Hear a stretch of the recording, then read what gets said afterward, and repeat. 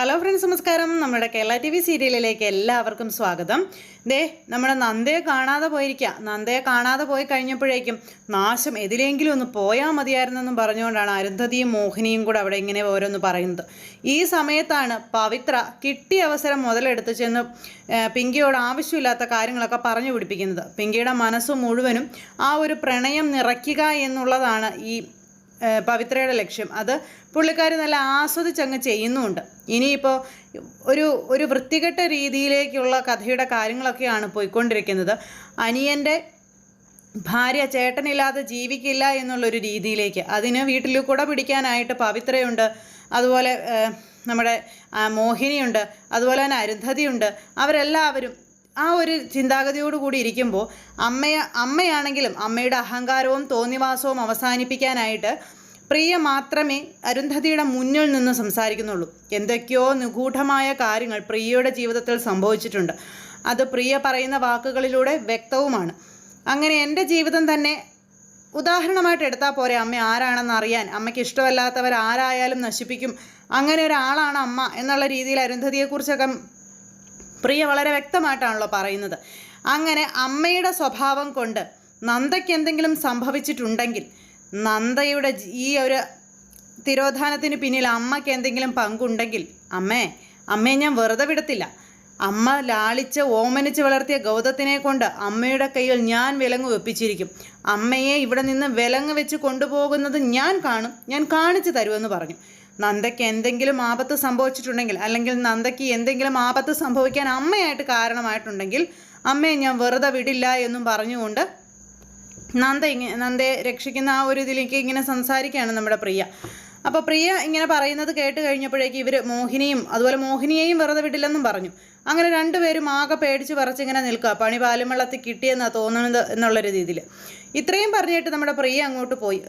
ഏട്ടത്തി, പ്രിയ പറഞ്ഞത് കേട്ടില്ലേ? പ്രിയയെ സ്വഭാവം അറിയാമല്ലോ, പറഞ്ഞതുപോലെ ചെയ്യുന്നവളാ. എന്ത് ചെയ്യും ഏട്ടത്തി എന്നൊക്കെ ചോദിച്ചു കഴിഞ്ഞപ്പോഴേക്കും, എനിക്കറിയില്ല എൻ്റെ മോഹിനി, ഇനിയിപ്പോൾ അവൾ എവിടെ പോയി കിടക്കുകയാണെന്ന് ആർക്കറിയാമെന്നൊക്കെ പറഞ്ഞുകൊണ്ട് അങ്ങനെ പറയണു. അപ്പോൾ അത് കേട്ട് കഴിഞ്ഞപ്പോഴേക്കും, അതെ, ഞാനൊരു കാര്യം ചോദിക്കട്ടെ ഏട്ടത്തി, ഇനി ഒരു പക്ഷേ ഈ പിങ്കിക്ക് ഇതിനകത്ത് എന്തെങ്കിലും കൈ ഉണ്ടെങ്കിലോ? മാത്രമല്ല, പിങ്കിയെ കാണാനാണല്ലോ നന്ദ ചെന്നത്. നന്ദ ചെന്ന് കണ്ട് സംസാരിച്ച് കഴിഞ്ഞപ്പോഴേക്കും പിങ്കി ഇങ്ങ് പോരുകയും ചെയ്തു. ഇനി ഇതിൻ്റെ ഇടയിൽ പിങ്കി എന്തെങ്കിലും കളിച്ചിട്ടുണ്ടോ എന്ന് എങ്ങനെ അറിയാം എന്നിങ്ങനെ ചോദിച്ചപ്പോൾ, അത് മോഹിനി പറഞ്ഞത് ശരിയാണ്, അങ്ങനെ ഒരു സാഹചര്യം അത് നിലവിലുണ്ട്, അത് നമുക്ക് എങ്ങനെയെങ്കിലും കണ്ടുപിടിക്കണം എന്നുള്ള കാര്യം ഇങ്ങനെ പറയാം. എന്നിട്ട് രണ്ടുപേരും കൂടെ നേരെ പിങ്കിയുടെ മുറിയിലേക്ക് ചെല്ലുന്നു. പിങ്കി അന്നേരത്തേക്കും പവിത്ര പറഞ്ഞ കാര്യങ്ങളെല്ലാം മനസ്സിലിട്ട് താലോലിച്ച് സ്വപ്നവും കണ്ടുകൊണ്ട് അങ്ങനെ ഇരിക്കുക.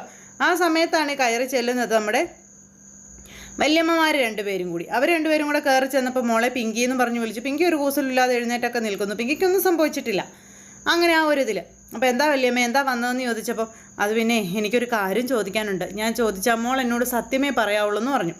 എന്താ വല്യമ്മ, ഒരു മുഖപുരയൊക്കെ കാര്യം പറഞ്ഞോളാൻ പറഞ്ഞു. അല്ല മോളെ, നന്ദ എന്തിയെന്ന് ഞാനെങ്ങനെ അറിയാനാ?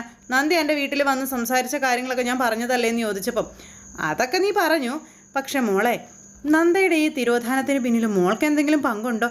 മോള് ഞങ്ങളോട് പറ, ആരോടും പറയില്ല. മോൾക്ക് എന്തെങ്കിലും പങ്കുണ്ടെങ്കിലേ ഞങ്ങൾക്ക് സന്തോഷമാവുള്ളൂ. പിന്നെ ആ നാശം പോട്ടെ, ഏതിലെങ്കിലും പോയി തൊലയട്ടെ. ആ നാശി കുടുംബത്തിൽ ഇല്ലാത്തത് തന്നെയാണ് ഞങ്ങൾക്ക് എല്ലാവർക്കും സന്തോഷം. പക്ഷേ അവളെ ഓടിക്കാൻ വേണ്ടി, മോളുടെ ജീവിതത്തിൽ ഒരു ഇടയ്ക്ക് തടസ്സമായി നിൽക്കാതിരിക്കാൻ വേണ്ടി അവൾ വരുന്ന വഴിക്ക് ആരെങ്കിലും കൊട്ടേഷൻ കൊടുത്ത് മോളെങ്ങാനും അവളെ തട്ടിക്കളഞ്ഞോ അല്ലെങ്കിൽ തീർത്തോ എന്തെങ്കിലും ഉണ്ടെങ്കിൽ ഈ വല്യമ്മയോടൊന്ന് തുറന്നു പറയണമെന്നൊക്കെ പറയുന്നത് കേട്ടപ്പോഴത്തേക്കും പിങ്കിക്ക് അങ്ങ് ദേഷ്യം വന്നു. വല്യമ്മ എന്തൊക്കെ തോന്നിവാസം ഈ പറയുന്നതെന്ന് ചോദിച്ചു. ആവശ്യമില്ലാത്ത കാര്യങ്ങൾ ചുമ്മാ അനാവശ്യമായിട്ട് പറയാൻ നിൽക്കരുതെന്നും പറഞ്ഞുകൊണ്ട് രണ്ട് ചാടിക്കൽ അങ്ങനെ ചാടിച്ചു. അത് കേട്ട് കഴിഞ്ഞപ്പോഴേക്കും പിങ്കിക്ക് ഇതിനകത്ത് പങ്കില്ല എന്നുള്ളൊരു രീതിയിൽ അവർ മനസ്സിലാക്കി. പിന്നെ പിങ്കിയുടെ മുന്നിൽ ഇങ്ങനെ നിന്നങ്ങ് സംസാരിക്കാനുള്ളൊരു മടി കൊണ്ട് പുള്ളിക്കാരി മോഹിനിയും കൂട്ടി അങ്ങ് പോയി. ഇവർ രണ്ടുപേരും കൂടെ പോയപ്പോഴും നമ്മുടെ പിങ്കി ഇങ്ങനെ ആലോചിച്ച് നിൽക്കും, എന്നാലും അവൾ എവിടെ പോയതായിരിക്കും? അവൾ പറഞ്ഞതുപോലെ തന്നെ അവരുടെ ജീവിതത്തിൽ തടസ്സമാകാതിരിക്കാൻ വേണ്ടി മനഃപൂർവ്വം ഒഴിഞ്ഞു മാറിപ്പോയതായിരിക്കാം. അതിനാണ് സാധ്യതയുള്ളൂ, അതിനാണ് വഴിയുള്ളൂ. ആ ഒരു മൈൻഡിൽ ഇങ്ങനെ ചിന്തിക്കുന്നു. അപ്പോൾ ഇങ്ങനെയും പിങ്കി എവിടെ ഇങ്ങനെ ആലോചിച്ച് നിൽക്കുന്ന സമയത്ത് പിന്നീട് നമ്മുടെ ലക്ഷ്മി ആണെങ്കിൽ സർവ്വദൈവങ്ങളെയും വിളിച്ച് പ്രാർത്ഥനയും കാര്യങ്ങളും ഒക്കെ ആയിട്ട് ഇങ്ങനെ നിൽക്കുക.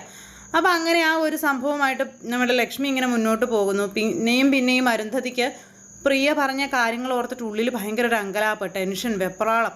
ഇനിയിപ്പോൾ അവളെങ്ങാനും പണി തരുമോ, അവളെങ്ങാനും ഞങ്ങൾക്ക് ഇതിൽ പങ്കുണ്ടെന്ന് പറയുമോ, ആ ഒരു വെപ്രാളവും ടെൻഷനും കയറിയിട്ട് ഇങ്ങനെ ആലോചിക്കുക. അപ്പോൾ അങ്ങനെ ആ ഒരു സംഭവവും കാര്യങ്ങളൊക്കെ അവിടെ നടക്കുകയാണ് കേട്ടോ. അതെല്ലാം കഴിഞ്ഞതിന് ശേഷം പിന്നീട് നമ്മുടെ ഗൗതമാണെങ്കിൽ ഭയങ്കര ഊർജ്ജമായിട്ട് അന്വേഷണവും കാര്യങ്ങളൊക്കെ നടത്തി. അപ്പോൾ ഈ ഓട്ടോക്കാർ പറഞ്ഞ കാര്യങ്ങളെല്ലാം വെച്ച് ശരിക്കും പറഞ്ഞാൽ വിക്രത്തെയാണ് ഇവർക്ക് സംശയം വരുന്നത്. വിക്രം ഇതിനകത്ത് എന്തോ ചെയ്തിട്ടുണ്ടെന്നുള്ളത്. മിക്കവാറും വിക്രം ആയിരിക്കും തട്ടിക്കൊണ്ട് പോയിട്ടുണ്ടാവും നന്ദയെ. ആ ഒരു നിഗമനത്തിലേക്ക് ഇവർ വന്നെത്തി. അങ്ങനെ ഇവർ സൈബർ സെല്ലിൽ അവിടെ ഇവിടെ എല്ലായിടത്തും അന്വേഷണം നടത്തി. അങ്ങനെ നന്ദയെ അവസാനമായി കണ്ട ആ ഒരു ലൊക്കേഷൻ ഇതെല്ലാം ഇവരിങ്ങനെ എന്താ പറയുക കോർഡിനേറ്റ് ചെയ്തെല്ലാം കൂടെ ഇതാക്കി ഇവരിങ്ങനെ അന്വേഷണം നടത്തുക. അങ്ങനെ നടത്തി കഴിഞ്ഞപ്പോഴത്തേക്കും തൻ്റെ താഴെയുള്ള ഉദ്യോഗസ്ഥനോട് ഇനിയിപ്പം നമ്മൾ വേറെ ഒന്നും നോക്കിയിട്ട് കാര്യമില്ല, ഇത്രയും ഈ പകൽ മുഴുവൻ അന്വേഷിച്ചിട്ടും നന്ദയെക്കുറിച്ച് യാതൊരു തുമ്പും ഇവർക്ക് കിട്ടിയിട്ടില്ല. അതുകൊണ്ട് തന്നെ ഇനി വിക്രത്തെ കേന്ദ്രീകരിച്ചാണ് മുന്നോട്ട് അന്വേഷണം തുടരേണ്ടതെന്നുള്ള കാര്യം ഇവരോട് പറയാം. അതുകൊണ്ട് എന്ത് വില കൊടുത്തും ഇനിയിപ്പോൾ മറ്റൊന്നും നോക്കണ്ട, വിക്രത്തിൽ തന്നെ അന്വേഷണം കേന്ദ്രീകരിക്കണമെന്നും വിക്രത്തിന് മാത്രമേ ഇനി നന്ദ എവിടെയുണ്ടെന്ന് പറയാനായിട്ട് കഴിയുകയുള്ളൂ എന്നും പറഞ്ഞു. അങ്ങനെ മഹേഷ് എന്ന് പറയുന്ന ഒരു കീഴുദ്യോഗസ്ഥൻ അല്ലെങ്കിൽ ഒരു SI ആ ഒരു വ്യക്തിയുടെ സഹായത്തോടെ നമ്മുടെ ഗൗതം ആ നാട് മുഴുവനും ഈ പറയുന്ന വിക്രത്തിന് വേണ്ടി വല വിരിച്ചു. അങ്ങനെ രാത്രിയെന്നില്ല പകലെന്നില്ലാതെ എല്ലാ കാര്യങ്ങളും വളരെ വ്യക്തമായിട്ട് ചെയ്യാനായിട്ട് തീരുമാനിച്ച് നമ്മുടെ സകല ഗ്യാങ്ങുകളെയും കൂടെ കൂട്ടി വിക്രത്തിനെ വളയാനായിട്ട് ഗൗതം പുറപ്പെടുന്നു. അതുപോലെ തന്നെ സംഭവിക്കുകയും ചെയ്തു. വിക്രത്തിൻ്റെ ഏറ്റവും വലിയ അടുത്ത സുഹൃത്തായിട്ടുണ്ടായിരുന്ന അല്ലെങ്കിൽ വലം കൈ ആയിട്ടുണ്ടായിരുന്ന XMLAയെയും അതുപോലെ വിക്രത്തെയും കൂടി ഇവർ വഴിയിലിട്ട് പിടിച്ചു.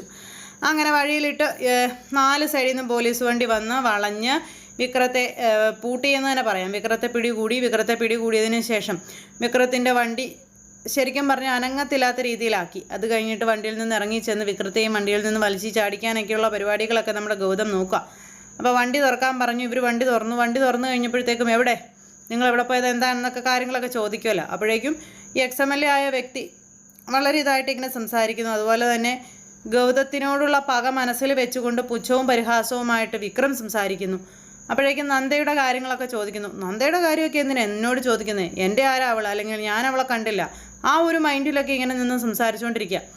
അപ്പോഴേക്കും എന്തായാലും ഇവൻ്റെ കൈകളിലാണ് നന്ദ ഇപ്പോൾ ഉള്ളതെന്നുള്ളൊരു ആ ധാരണയോടുകൂടിയാണ് ഇവനെ കസ്റ്റഡിയിൽ എടുക്കാനും മറ്റു പരിപാടികളൊക്കെ നമ്മുടെ ഗൗതം ആസൂത്രണം ചെയ്യുന്നതും മറ്റു കാര്യങ്ങളൊക്കെ മുന്നോട്ട് കൊണ്ടുപോകുന്നതും. എന്തായാലും ഇത്തരത്തിലുള്ള പ്രവർത്തികളൊക്കെ അവിടെ നടക്കുമ്പോൾ മീരി ചെവി അറിയാത്ത നമ്മുടെ നന്ദ പിങ്കിയുടെ കൂട്ടുകാരിയുടെ സഹായത്തോടെ അവളുടെ സംരക്ഷണത്തിൽ ഒരു ഒളിസങ്കേതത്തിലേക്ക് മാറുകയാണ് ചെയ്തത്. ഇനി തന്നെ അന്വേഷിച്ച് ആരും വരരുത്, അതുപോലെ തന്നെ താൻ ഈ പറയുന്ന പിങ്കിക്കോ അല്ലെങ്കിൽ ഗൗതത്തിനോ ഒരു ശല്യമായി മാറരുത്, അങ്ങനെയൊക്കെയുള്ള ഒരു സാഹചര്യങ്ങളും കാര്യങ്ങളൊക്കെ മനസ്സിൽ കണ്ട ആ ഒരു പ്രവൃത്തി ചെയ്തിരിക്കുന്നത് നന്ദ. അപ്പോൾ അത്തരത്തിലുള്ള പ്രവർത്തികളും കാര്യങ്ങളൊക്കെ അവിടെ നടക്കുന്നു. ഇവിടെ അന്വേഷണം പുരോഗമിക്കുന്നു. അതുപോലെ തന്നെ നന്ദയെ ദ്രോഹിച്ചതിൻ്റെ പേരിൽ അരുന്ധതിയെയും മോഹിനിയെയും ജയിലിൽ അടയ്ക്കാനായിട്ട് പ്രിയ ഒരുങ്ങുന്നു. അപ്പോൾ അത്തരത്തിലുള്ളൊരു വിശേഷങ്ങളൊക്കെ ആയിട്ടാണ് നാളത്തെ നമ്മുടെ കഥ വരുന്നത്. എല്ലാവരും കാണണം, ആരും തന്നെ മിസ് ചെയ്ത് കളയരുത്. എല്ലാവർക്കും നല്ലൊരു ദിവസം ആശംസിക്കുകയാണ്. എല്ലാവരുടെ സപ്പോർട്ടിനും സ്നേഹത്തിനും ഒത്തിരി നന്ദി അറിയിക്കുന്നു. സൂപ്പർ ഹിറ്റ് കഥയുമായി കാണുന്നത് വരെ എല്ലാവർക്കും നന്ദി.